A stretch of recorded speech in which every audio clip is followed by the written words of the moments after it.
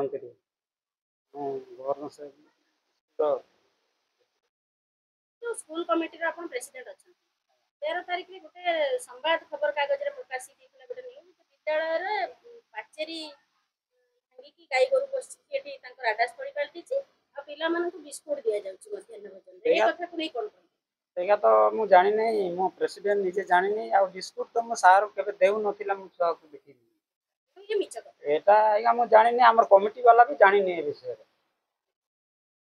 ये घटना संपूर्ण भित्तिहीन एटा आमे जानि नै आ से माने केमति कर जानि कर एटा न्यूज रे दे देछन एटा आमे माने एटा जेमति मिछ आ तो ए जो विद्यालय रे जो आपण प्रेसिडेंट अछंती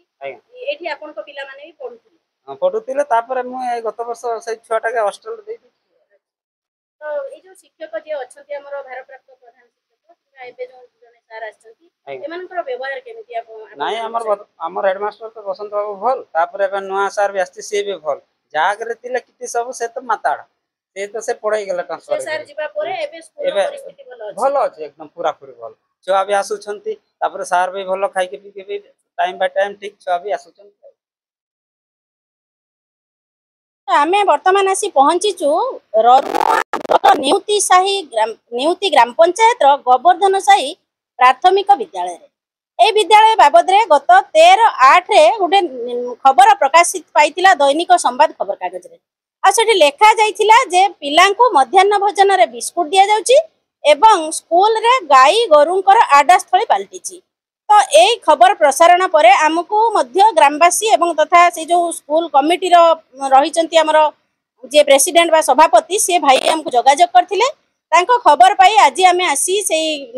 गोवर्धन साही स्कूल रे आम पहुंची स्कूल रो एकदम माने सुंदर मनोरम परिवेश शांति श्रृंखलामय परिवेश आपण पिला मानकर चूचा शब्द भी आम घंटाटे पाखापाखि आसी एठी स्थिति अनुध्यान करूथुलो पिला मानकर गोटे शब्द भी सुनिबेनी पिला माने एकदम डिसिप्लिन पिला आ 2 जण मात्र शिक्षक स्कूल रे अछंती 5टी क्लास पई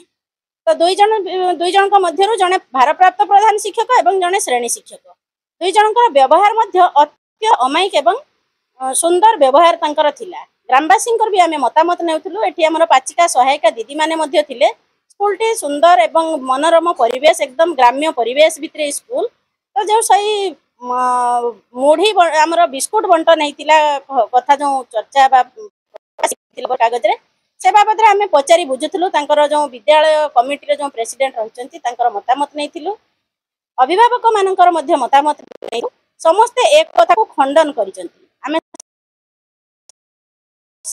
पिला मध्य कहिसंती हमको केबे भी बिस्कुट दिया जाय नै तो एक कथाटी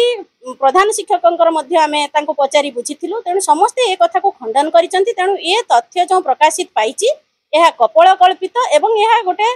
भूल बुझामणा को नहीं हेची बोली मध्य ताको आमे जानिबा को पाइलु ए जो 13 तारिख जो बिस्कुट बंटा बा गाई गोरु को आटा स्थली पलटिबा आपन को गोवर्धन साई स्कूल बोली ए कथा को आपन केते दूर सत्य की मिछ कोन कोन जाने नहीं सर आपन को ना से पेपर रे बाहरी छी जे आपन अभियोग करिसंती बोली से खबर कागज रे बाहरी माने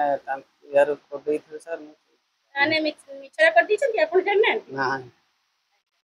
तो ए जो स्कूल रे हमर रोसई दीदी माने सब दिन आसी कि भात तके रांधु छंती हां रांधु आ सर माने स्कूल सब दिन आसंती आसु सर माने सब दिन आसंती स्कूल को नै किछि असुविधा आपन को नै